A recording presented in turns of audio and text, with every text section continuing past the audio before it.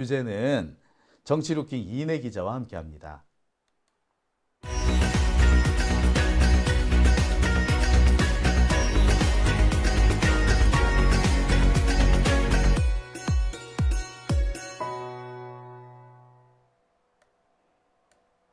네, 오밤중 뉴스 함께하고 계십니다. 오늘 토요일이죠.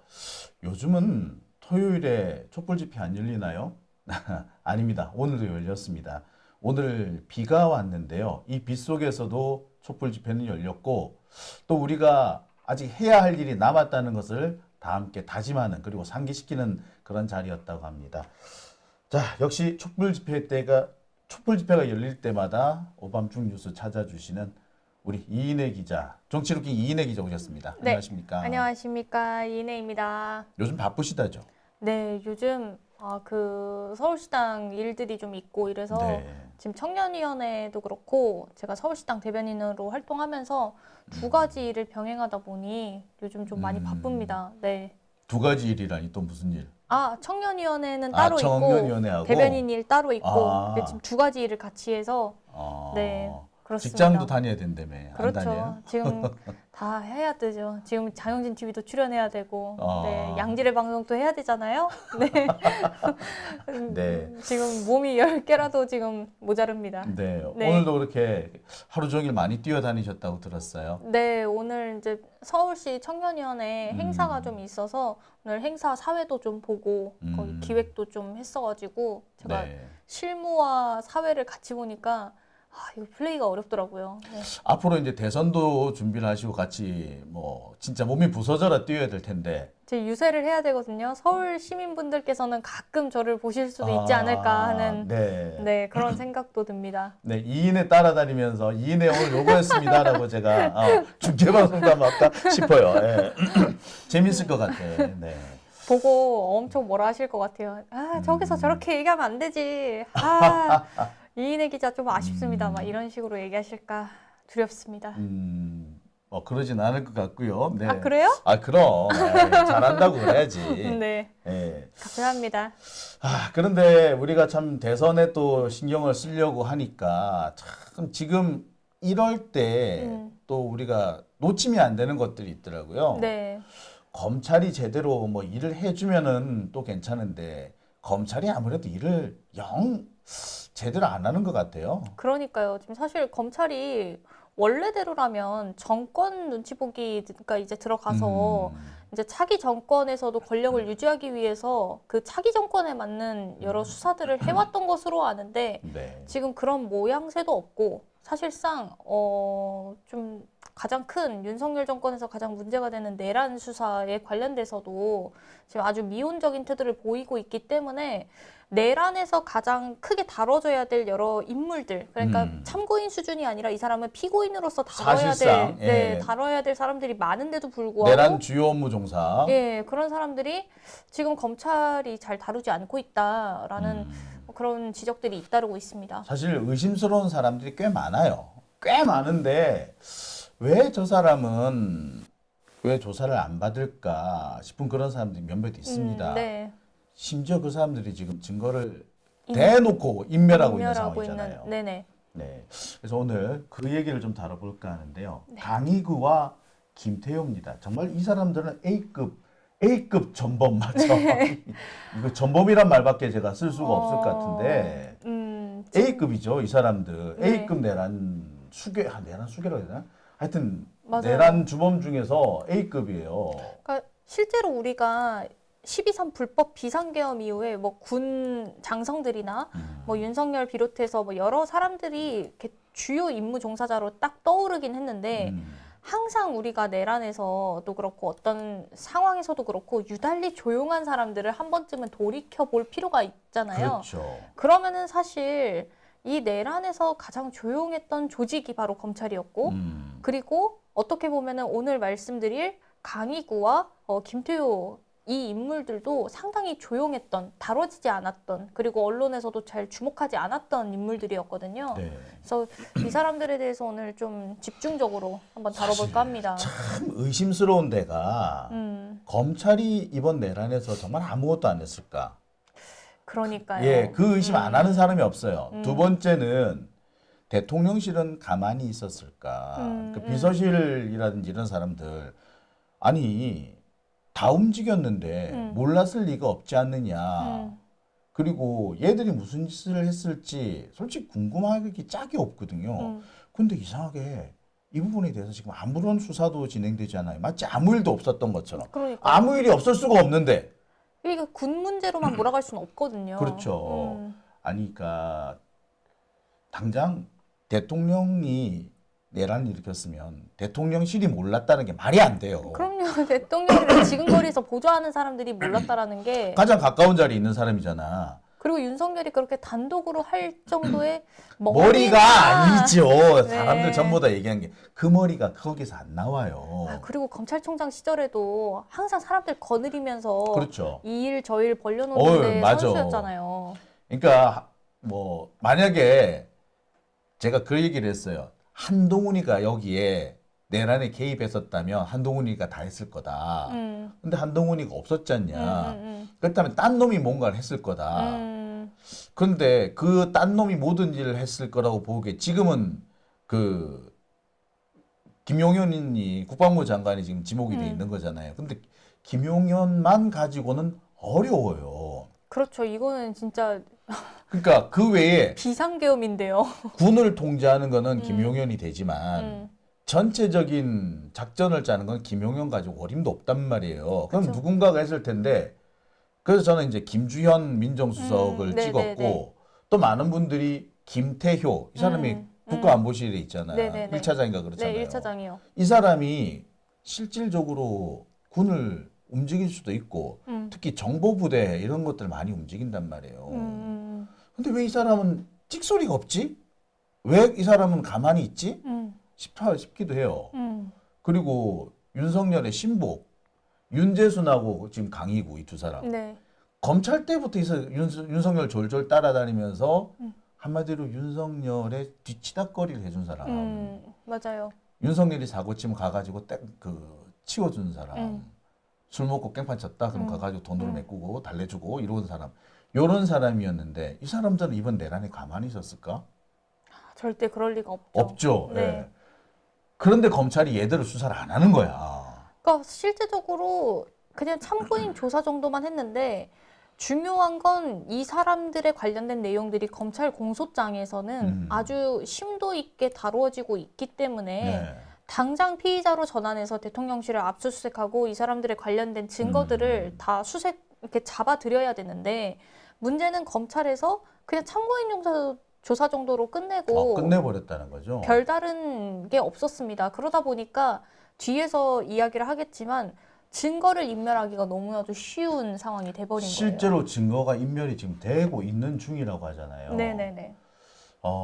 지금 뭐 강희구나 김태효 같은 경우는 핸드폰을 바꿨다고요? 네, 핸드폰을 바꿨습니다. 이 강희구 같은 경우에는 지금 그러니까 단순히 그냥 바꾼 게 아니라 그 탄핵 가결된 게 12월 14일이었잖아요. 네. 그 전후로 해서 이제 바꿨거든요. 그렇게 해서 실제 바꾼 거를 좀 보면은 그 자료를 좀 같이 보면 좋을 것 같습니다. 네. 자료를 좀 보면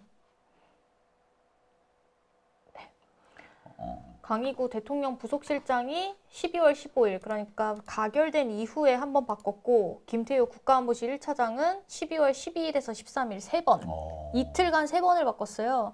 그리고 심지어 휴대폰을 3번이나 교체한다는 거는 그러니까 어떤 텀을 두고 한 게 아니라 1시간도 안 돼서 또 교체를 했던 거거든요. 그래서 3번을 교체했고 야 정말 대단하다. 홍철호 정무수석이나 이도훈 홍보수석 외에도 아까 말씀하신 윤재순 비서관이라든지 이런 사람들도 지금 다 휴대폰을 이미 교체를 한 상황이에요. 그래서 실제로 불법 비상계엄 그 전후에 있었던 얘기들은 좀 알 수가 없는 상황이 돼버린 거죠. 야 역시 검찰 수사관이라서 그런가요? 그 강희구도 그렇고 윤재순도 그렇고 검찰 수사관 출신이다 보니까 증거 인멸하는 데는 도가 좀 텄네요. 그래서 증거 인멸을 위해서 아예 그냥 핸드폰을 바꿔버렸군요. 그러니까 실제로 강희구 부속실장 같은 경우에는 무슨 일까지 있었냐면 그 탄핵안이 가결되는 그때에 대통령실에서 이상한 일이 있었다라고 해서 잠깐 보도됐다가 사라진 적이 있어요. 뭐였냐면은 부속실에 있는 직원들이 전자레인지에다가 휴대폰을 넣고 돌렸다는 거예요. 그래서 불꽃이 튀어가지고 굉장히 막 종횡무진하면서 이거 어떻게 하냐 이런 식으로 한바탕 소동이 있었다고 할 정도이거든요. 핸드폰을 전자레인지에 놓고 돌렸다는 거는 증거인멸했다는 얘긴데. 그러니까요. 그러니까 그런 얘기들이 정황들이 있을 정도로 굉장히 적극적으로 증거인멸을 하고 있던 상황이었고, 그러니까 우리가 지난번에도 말씀드렸지만 그 김성훈 대통령실 경호차장의 비화폰 그 수사가 제대로 안 된 부분들, 그 다음에 계엄 관련된 CCTV 그런 것들도 안 된 부분들이 있었잖아요. 그러니까 이런 것들과 더불어서 어떻게 보면 대통령실에서 지금 가장 근거리에서 윤석열을 보좌하고 있는 사람들의 휴대폰이 교체됐다. 그러니까 가장 증거를 많이 가지고 있을 수 있는 사람들, 가담은 안 했다고 하더라도 이 사람들의 핸드폰에는 분명히 흔적이 남았을 거거든요. 근데 그 그렇죠. 흔적들이 싹 지워졌다. 그러니까 실제로 뭐 국무회의 진행 전후에 누구를 불렀는지, 그러니까 강희구 부속실장이 실제로 전화를 걸어서 뭐 한덕수 총리를 비롯해서 뭐 조규홍 보건복지부 장관이라든지 조태열 부르고 외교부 그랬다면서요. 장관 들어오라고. 계속 부르라고 전화하고 뭐 그다음에 국무회의 관련된 그 회의록 작성도 했고 뭐 여러 가지 이야기들이 있습니다. 근데 지금 중요한 얘기가 뭐가 나오냐면 당시에 그 소위 말해 최상목 메모를 비롯한 네. 여러 메모들이 있었잖아요. 이 메모를 누군가가 실무자가 나눠줬다는데 그 실무자는 누구냐? 다 입을 다물고 있거든요. 근데 그 실무자가 강희구다라는 얘기가 정말 많아요. 맞아요. 예. 그 어쨌든 그 메모를 전달을 하려면 뭔가를 출력을 하든 그렇죠. 아니면 뭔가를 전달을 하든 그러니까 그리고 그 중요한 얘기를 아무한테나 맡기진 않았을 거고. 그러니까 당연히 부속실장 그러니까 그렇죠. 최측근 보좌한테 맡기겠죠. 보좌관한테. 그러니까 지금 근데 그 강희구 부속실장이 어쨌든 여러 가지 정황들이 나와 있음에도 불구하고 이게 휴대폰이 교체되면서 사실상 어떻게 보면 바로 입증이 될 수 있는 사안들이 몇 달을 또 거쳐서 입증을 해야 되니까 복잡해지는 거죠. 근데 강희구가 난 그럴 줄 알았어. 왜냐하면 강희구가 부속실장으로 갔다는 얘기를 들었고서는 이제 뒤치다거리 하러 갔구나. 그러니까 이 사람은 뭐 잘 알다시피 검찰 수사관 출신이잖아요. 네. 윤석열하고 20년, 2년이라고 네네네. 그러고 원래는 4급 서기관 정도밖에 안 돼. 그러니까 검사 직무대리 정도밖에 안 돼요. 그럼 4급이 지금 실제로 이렇게 검찰 내에서 좀 어떤 정도라고 봐야 될까요? 그러니까 초임 검사들이 다 4급으로 봐요. 그러니까 뭐 하여튼 그런데 일반 직원이 4급 이상으로 승진하기는 대단히 어렵죠. 그런데 여하튼 이 사람은 4급에서 대통령 부속실장으로 수직, 완전히 뭐 로켓 타고 올라갔다고 해야 되나? 예. 그러니까요. 미사일 타고 올라간 거야 이거는 뭐. 예. 그리고 지금 이 강희구 부속실장이 또 문제가 되는 것은 어쨌든 그 윤석열 검찰총장 시절에 특활비를 관리했다는 네. 것. 그러니까 아주 내밀한 부분까지 관리를 그렇죠. 했었던 인물이라는 거죠. 그러니까 특활비 이게 재밌는 게 윤석열의 전임자였던 문무일 검찰총장 같은 경우는 특활비를 많이 남겼대요. 그것 때문에 검사들 내부에서도 불만이 좀 있었다고 할 정도로 안 나눠준다 이거야. 그러니까 돈잔치를 벌여야 되는데 그렇지. 사실상 그래서 남아있는 거, 그게 다 이제 결국 윤석열한테 넘어왔을 건데, 그런 걸로 하자면 꽤 많은 액수를 가지고 돈잔치를 벌였을 거고, 그것을 했다면 강희구가 빠질 수가 없는 거죠. 그러니까 결국에 윤석열의 가장 더티한 부분을 가장 많이 알고 있는 사람. 솔직히 말하자면 윤석열이 만약에 사고를 친다, 그럼 쫓아와가지고 뒤치다거리 수습해줄 네. 사람이었던 거예요. 근데 이 사람이 내란에 그래서 관여 안 했을 수도 있으나 이 사람이 내란에 관여를 안 했더라도 흔적은 분명히 내란의 흔적은 남아 있을 수밖에 없죠. 어떤 형태로든 간에. 그렇죠. 강하게 의심을 할 수밖에 없는 상황인 거죠. 근데 실제로도 이 강희구 대통령 부속실장이 인수위 이후에 부속실장으로 거쳐오면서 그 최상병 VIP 경로서를 임기훈 국방비서관에게 6차례나 이제 전화를 하면서 전달했다는 의혹도 갖고 그렇죠. 있을 만큼, 그러니까 그때 당시 하더라도 최상병 사건 관련해서는 이 사람을 피의자로 전환을 해야 된다는 그런 움직임까지 있었을 정도로 상당히 윤석열을 지근거리에서 보좌했던 사람으로 많이 알려져 있었던 거였거든요. 근데 그 강희구 부속실장이 내란에 관여를 안 했다? 그건 말이 안 되는 거죠. 정말 이해가 안 가는 게 강희구가 계엄 국무회의 회의록을 막 작성을 했잖아요.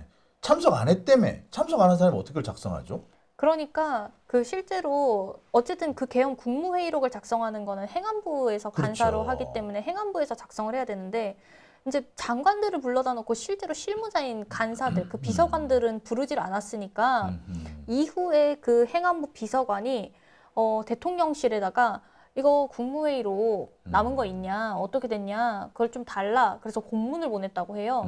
근데 공문을 보냈는데 강희구 부속실장이 자기 부하들 시켜서 이제 작성을 했겠죠. 그 초안을 작성해서 보내줬는데, 이게 우리가 알고 있기로는 그 10시 17분 정도에 시작을 해서 5분 정도밖에 회의를 안 하고, 네. 그리고 나서 이제 좀 기다렸다가 10시 반쯤에 계엄 선포했다, 이렇게 얘기를 하고 있잖아요. 네. 그런데 실제로 그 초안에는 밤 9시 40분에 시작을 해서 한 30분 정도로 회의를 했다. 야, 그러니까 이거 거짓 작성을 한 거죠. 가라네. 정말 가라 회의록이네. 군대식으로 표현하자면. 아니 이게 검사 출신이어서 그런가 봐요. 이게 조작 야, 이런 많이 하지 조작 뭐. 날조를 회의록은 잘 하지 뭐 그런 거 많이 그러니까요. 그래서 그런 아하. 식으로 초안을 잘못 작성해서 나중에 정정을 하는 일이 있었을 정도로, 그러니까 강희구 부속실장이 아주 적극적으로 조작을 했다라는 게 이제 드러난 셈이었던 거고요. 그 다음에 그 강희구 폰에서 삭제된 한덕수 메시지, 이건 또 뭐냐면 한덕수 총리가 실제로 그 참고인 조사 피의자 수사를 받을 때 휴대전화를 제출하진 않는 대신에 문자 메시지를 보여주는 거를 했었는데, 이 보여줄 때에 하필이면은 강희구 부속실장하고의 그 텔레그램으로 소통한 내용이 삭제가 된 거예요. 근데 텔레그램은 써보신 분들은 다 아시겠지만, 만약에 저희 둘이 이제 텔레그램으로 소통을 하면 둘 중에 한 명이 둘 다 그 대화방을 그냥 다 비우기, 삭제를 해버릴 수가 있잖아요. 네. 한 사람의 동의 없이. 그러니까 일방적으로 삭제를 한 거죠, 강희구 부속실장 쪽에서. 근데 이게 알고 보니까 그 내용이 한덕수 총리에게 빨리 들어와라. 그러니까 당신 빨리 들어와라, 이런 내용들을 이제 지웠다라고 하는 그걸 거죠. 지웠단 말이죠. 네. 강희구가 한덕수에는 남아 있고. 그러니까 실제로 그 한덕수 총리와 어떤 내밀한 이야기들을 나눴는지는 모르겠지만 단순히 들어와라 정도를 가지고 지울 지웠을 리는, 정도면은 네, 다른 게 있으니까 같이 지운 거지. 같이 지운 거겠죠.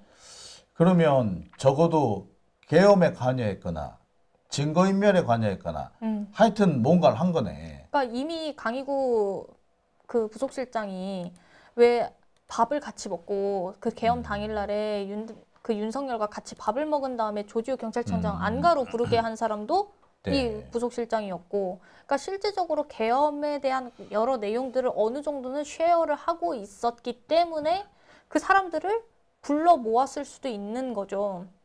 그리고 솔직히 말하자면 그 안가 있잖아요. 대통령실 안가를 실제로 운영하는 거는 부속실이에요. 그 경호실에서 그 경호 담당 경호를 하니까 네. 관리를 하긴 하는데 실제로 내부 운영은 부속실에서 관리를 하거든요. 그러면은 계엄 끝나고 나서 그 5명 모였잖아. 네. 예. 뭐였다고 하는 그 뭐 이완규랑 박성재, 뭐 그쵸? 이상민, 뭐 김주현, 네, 예. 김주현 이렇게. 이 사람들이 모였다면 강희구가 방을 열어줬을 가능성이 제일 큰 거죠. 게다가 지금 5명이 모였대는데 4명밖에 얘기가 안 나왔거든. 네. 그 한 명이 누굴까? 지금 계속 말이 많은데 알고 있는 사람은 강희구인 거야 결국엔. 그러니까 어떻게 보자면 계엄에서 중요한 블랙박스라고 해야 되나요? 그렇죠. 그런 사람인데 왜 이 사람이 아직까지 그러니까 참고인 조사 정도에서 끝났어요, 사실. 그러니까 그게 미스테리인 거죠. 어떻게 보면 검찰도 공소장에 그 윤석열, 김영현 이런 공소장에다가 지금 강희구 관련된 내용들을 자세하게 적었다라고 하면 실제적으로 이 사람이 내란에 직접적으로 관여를 했고 적극적으로 임무를 종사했을 가능성이 크다라고 보고 공소장에 적은 것일 텐데 참고인 조사 정도만 하고 끝났단 말이에요. 그러니까 맨날 보면은 누구 불러라 하면 다 강희구가 불렀다고. 음, 그런데 글쎄, 아무래도 이상하단 말이에요. 많은 부분에서 석연치 않습니다. 네. 그리고 네. 강희구가 그 검찰 시절에도 그렇게 윤석열 얘기를 지시사항이라면서 각급 그 검찰청이 쫓아가 가지고 막 전달하고 그랬다는 거예요. 안 되면은 담당 검사 직접 전달하기도 하고 막 그랬대요. 그런 거 잘하는 사람이 있어. 그러니까 윤석열의 하수인 노릇을 그렇죠. 참 열심히 하다가 머슴이야 머슴. 최고의 머슴. 심부름꾼이자 머슴이자 뭐 돌쇠지 뭐. 근데 그 사람이 계엄에 가담 안 했을 수는 있어. 하지만 계엄에 많은 것들을 알고 있지. 말 그대로 블랙박스인 거죠. 그럼요. 근데 왜 검찰은 수사를 안 했을까? 그러니까요. 사실 대통령실에서 압수수색만 하더라도 되더라도 강희구 부속실장과 관련된 여러 내용들은 나올 텐데 나올 수밖에 없죠. 그 압수수색을 못하게 막았잖아요. 사실상 검찰이. 야, 이 검찰이 이게 제일 나쁜 놈이네 결국에. 네, 그렇죠. 지금 얘기를 뭐 나중에 또 해야겠지만 검찰 같은 경우에 어쨌든 그 김성훈 경호처장에 대해서도 관여하고 그때 안 나온 거 검찰이 어쨌든 그 실질 심사 때 검찰 안 나온 것에 대해서도 한번 그렇죠. 네, 크게 다뤄주셨잖아요. 그러니까 그런 것도 그렇고 지금 심우정 검찰총장 같은 경우에도 조용하지만 검찰총장도 연락을 했다. 김용현하고 그렇죠. 연락도 했고 뭐 그러니까. 방첩사하고도 연락을 했다. 이런 얘기들이 나오는데요. 그러니까 지금 딱 보면 검찰이 자기들로 이어지는 검찰로 이어지는 통로는 다 끊은 거야. 딱 거기서 끊어버린 거야. 보면 김주현도 검찰로 이어지는 라인인데 거기서 끊겼고 강희구도 검찰로 들어오는 라인인데 또 거기서 끊어버린 거예요. 그러니까 이게 검찰이 자기들 피해를 줄이기 위해서 뭔가 숨기고 있는 거야. 그러니까 김성훈 경호처장도 비화폰 수사 들어가면 그러니까 이제 나오니까. 비화폰 분명히 검찰총장도 받았을 거거든. 그러니까 비화폰으로 연락했다는 얘기들이 지금 벌써 나오고 있잖아요. 그러니까 그런 것도 결국에는 야, 참. 지금 강희구보다 더 중요한 사람이 뭐냐? 강희구 부인이야. 강희구 부인이 네. 원래 그 재밌는 게 그 김건희 스타일이에요. 김건희가 그 검찰 부인. 검찰 부인들 잘 끌어모아. 자기 부하들 그러니까 윤석열 부하 부인들 막 끌어모아 가지고 이렇게 뭔가 저기 작당하고 뭐 모임 만들고 뭐 자기가 뭐 지시 내리고 막 그런다니까. 그 군대에서 보면 꼭 그 못된 그 군인 부인들이 있어요. 그런 사람들 보면 지가 남편 계급이 지 계급인 것처럼 하는 사람이 있는데 남편 대신해서 기강 잡는 거잖아요. 네. 네. 김건희가 그런 스타일인 거야. 아니 그보다 더 하지. 그러니까 강희구 부인 핸드폰에서 뭐가 남아 있는지도 몰라. 근데 글로 가려고 해도 강희구를 잡아와야 되죠. 그렇죠. 우리가 빨리 내란 특검을 해야 되는 이유가 여기 있긴 하네. 근데 그 내란 특검을 막는 주체가 또 다시 그러니까 이게 메비우스의 띠 같아. 정말 그러니까 이 순환 논법이라고도 하고 결국에 돌면 다시 원위치돼 있는 느낌. 무한 루프. 그러니까요. 근데 지금 강희구만 문제가 아니라 우리가 또 한 사람 주목해야 될 게 아까 말씀드린 것처럼 김태효가 있습니다. 김태효. 김태효 차장이 진짜 이 윤석열 정권에서 가장 핵심적인 인물로 꼽혔던 그죠? 네, 대표적인 사람이거든요. 그러니까 우리가 친일적인 부분만 알고 있기 때문에 뭐 예를 들어서 외교 정책에만 문제가 있을 것이다라고 하지만 사실 그 말씀하신 것처럼 국가안보실이라고 하는 그 역할 자체가 굉장히 내밀한 부분을 그렇죠. 다루고 있고 어떻게 보면 뭐 신원식 실장이나 여러 사람들이 있었지만 그 사람들보다 더 뛰어난, 더 그쵸. 훨씬 강한, 강력한 권력들을 갖고 있다. 그게 김태효다라는 이야기들이 많았잖아요, 그동안. 그럼요. 음, 근데 김태효가 그때 계엄 당시에 되게 그 태도가 석연찮아요. 아무 연락을 못 받았다 그러는데 뭘 연락을 못 받을 수가 없어. 그 못 받았다고 하는 게 더 이상한 거죠. 그렇죠. 음, 그러니까 특히 윤석열이 계속 북한을 찝적대 가지고 뭔가 계엄을 합리화시키려고 했었는데 북한을 직접 때리려면 김태효가 빠졌을 수가 없거든요. 그렇죠. 안 보실리잖아. 음. 근데 이 부분은 신원식도 그렇고 김태효도 그렇고 둘 다 여기서 빠져 있다는 게 정말로 내가 이해가 의아해요. 그러니까요. 그러니까 오히려 뭐 신원식 같은 경우에는 지금 여러 얘기들이 나와서 김용현하고의 어떤 대립 관계 때문에 계엄에 참여 안 했다라는 얘기들도 있으니까 뭐 신원식은 후술로 하되 어쨌든 김태효 차장 같은 경우에는 실제적으로 국가안보실이기 때문에 그 HID 방문이나 이런 것을 했을 때에도 2023년도에 방문을 했다고 하지만 결국 그때부터 그 전부터 계엄을 준비하고 있었다라는 얘기들은 이제 나왔었잖아요. 그쵸. 심지어는 윤석열이 2022년 대통령 되기 전부터 준비를 했고 김태효라는 사람이 지금 보면 왜 블랙 요원들이 뭐 테러나 암살을 네. 기도하고 있다 뭐 그런 얘기들이 나오잖아요. 근데 그 지시가 복귀 지시가 내렸는데도 계속 그 문제가 남아 있다라는 거는 누군가 계속 지시를 내리고 있다는 거잖아요. 그럼 그 지시를 내리고 있는 사람이 누구겠느냐? 현실적으로 가능한 사람은 신원식하고 김태효밖에 없어요. 거기서 자꾸 나온다는 얘기인 거야, 사실은. 그러니까요. 그러지 않고서는 이게 나올 수도 없어요. 그러니까 이 김태효가 참 문제가 큰 거죠, 사실. 근데 왜 검찰은 왜 안 할까? 아니 그러니까요. 그리고 뭐가 물린 게 있나? 아니 그때도 김태효 같은 경우에도 이게 말이 다른 게 필립 골드버그하고 이제 연락을 어떻게 주고받았냐라는 얘기가 나왔을 때 사실 본인은 비상계엄 이제 선포되고 1시간 뒤에 필립 골드버그 대사 주한 미국 그 미대사 전화 받았고 그 전화를 받아서 나도 이게 지금 어떤 상황인지 모르니 모르겠다. 좀 지켜보자라고 했는데 실제로 이제 민주당 정동영 의원이나 여러 분들이 이제 동일하게 얘기하는 내용은 이제 본인이 직접 비상계엄 선포되고 나서 전화를 걸어서 그 미 대사 골드버그 대사한테 이게 비상계엄이 불가피하다 어쩔 수 없는 일이었다라는 식으로 했다고 하잖아요. 그러니까 실제적으로 그 불법 비상계엄에 대해서 뭐 본인이 허위다, 뭐 아니다라는 식으로 변명으로 일관은 하지만 어쨌든 여러 정황들은 이 김태효가 그 불법 비상계엄과 관련해서 아주 적극적으로 변호를 했고 윤석열 지키기에 나섰고 그리고 그것을 이제 미국이나 이런 우방국들에게 자꾸 불법 비상계엄의 정당성을 설명하려고 했다.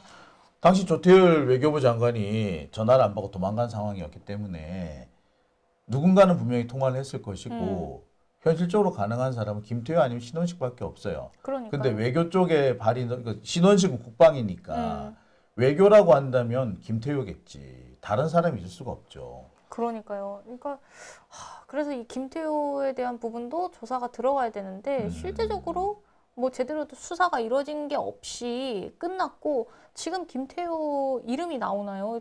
안 나오잖아요. 그죠. 사실 이 나온 게 이건 제가 좀 웃자고 올려놓은 건데 그 다음 자료를 보면 아시겠지만 그 윤석열 아크로비스타에서 꽃 주고 현수막 준 게 김태효 엄마 모친이라고 네. 했잖아요.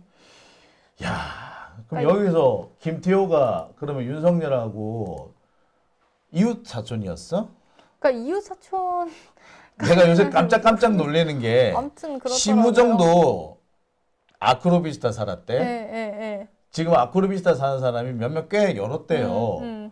그 생각을 해보니까 그럼 얘네들 아크로비스타가 고기만 쏙 들어서 대다 버릴까 이런 생각마저도 한다니까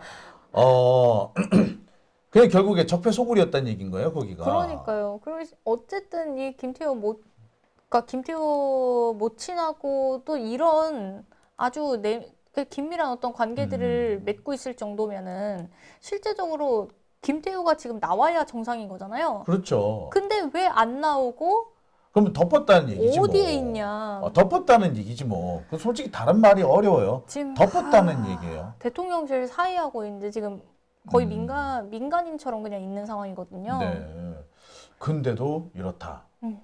지금 심각하네요. 그렇습니다. 네, 지금 저는 개인적으로 뭐 우리가 검찰에 대한 얘기는 많이 했으니까 뭐 그건 이제 그만 얘기를 하고 사실 저는 지금 내란 수사에서 가장 우리가 좀 봐야 되는 게 예전에도 친일파들 이제 해방되고 나서 친일 청산을 할 때에도 우리가 뭐 적극적인 친일파 아니면 생계형 친일파 여러 가지 나누었지만 일단 적극적인 친일파들도 제대로 청산을 하지 못해서 지금도 친일 논란이 여전히 있는 상황인 건데 우리가 지금 이번에 그 내란 수사에서 가장 핵심적인 인물들, 그러니까 적어도 대통령실, 군 이쪽은 그리고 검찰 요 세 라인은 반드시 아주 진상 규명을 해서 여기에서 책임자들이 누가 있는지를 완전 아주 반드시 규명해야죠. 색출을 해서 그에 합당한 법 처벌도 해야 집행을 되고. 처벌을 하고 법 집행을 해야 그래야 내란이 종결되는 거지.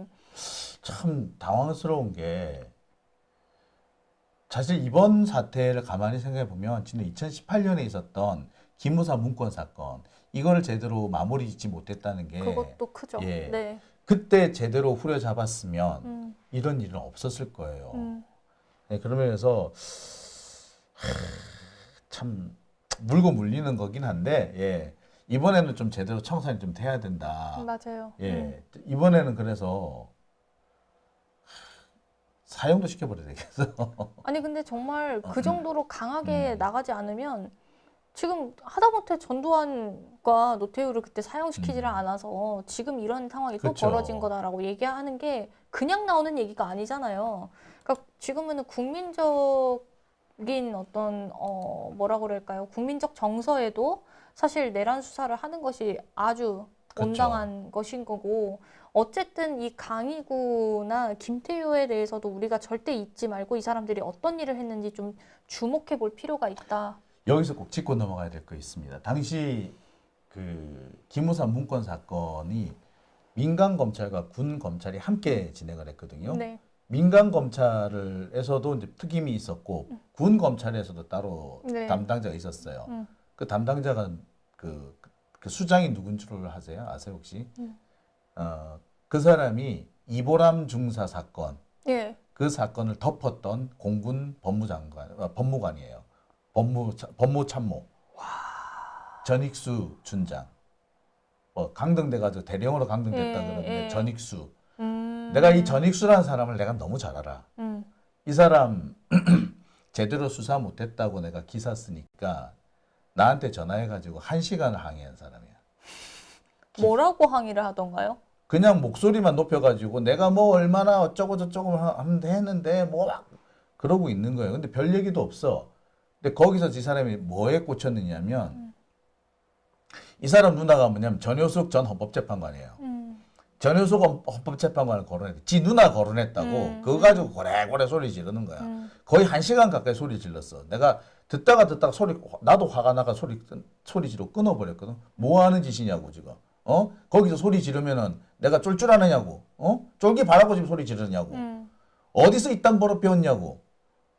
1시간 내내 소리 지르면 내가 기사 내려준다고 생각할 줄 아냐고. 똑바로 살라고. 그래서 별까지 달아가지고 장교가 말이야. 이랬더니 별까지 달아가지고 장교가? 어떻게 이제 바친 거죠. 그래가지고 너는 뭐 그래서 군대 어디 나왔냐 그러더라고. 나 정훈장교 출신이다 새끼야 말했거든. 그 사람이 긁혔네요. 장교가 말이야 그따위로 산 거 아니라고 말이야. 누나 욕먹이는 거 싫으면 똑바로 하라고. 이제 그때부터 막 방방 뜨기 시작하는 거야. 근데 내가 그 얘기를 내가 그 사람 1시간 동안 그 사람 얘기를 들었는데 또 들어야 돼? 확 끊어버렸지 뭐. 그걸 전화 온 거 안 받았지. 잘 대처하셨네요. 한 번 더 전화 오면 내가 전효숙 재판관한테 전화 걸려고 그랬어요. 동생 관리 똑바로 하라고. 노무현 대통령 모욕하지 말라고.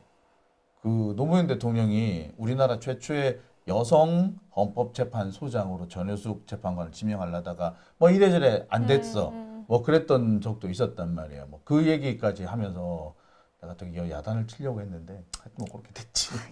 그 보세요. 근데 전익수 같은 사람 또 엮이잖아. 그러니까요. 이보람 중사 사건이랑 엮이잖아요. 그러니까 나쁜 짓 한 놈이 또 하는 거야.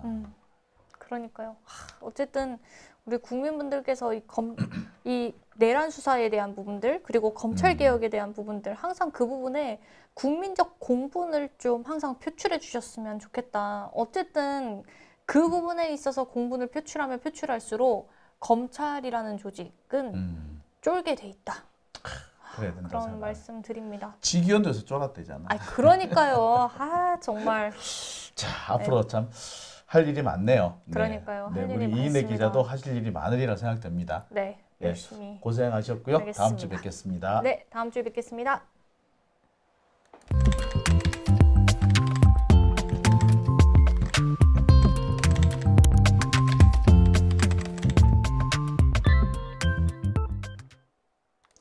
네, 오밤중 뉴스 함께